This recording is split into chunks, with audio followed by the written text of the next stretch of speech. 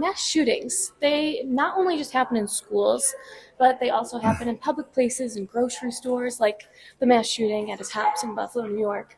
What can be done to make sure that assault style weapons don't end up in the hands of people who commit these acts?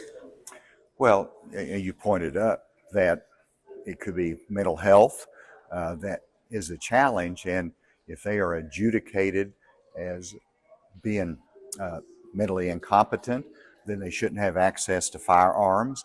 That needs to be put into the system, and so a lot of it is making sure our databases that does the check before a sale of a firearm that they have accurate information in there. So that's part of it.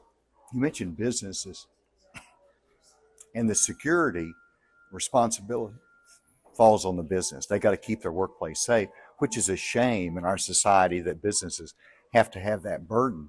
But it's it's really part of, uh, of what we have to do to keep our customers safe and in schools our children safe. As a former DEA administrator, you've worked to secure the border against drug trafficking.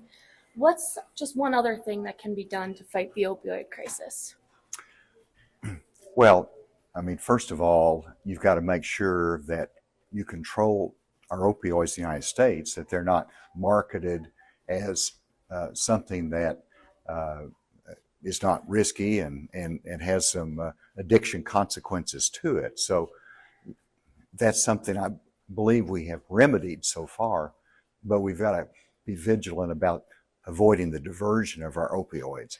But largely, it's education. It is the addiction counseling that's critically important, because somebody could go in for surgery, they're overprescribed, or they take too many and they become addicted. And so it's not about criminal penalties then, it's really about getting them the addiction counseling that's needed.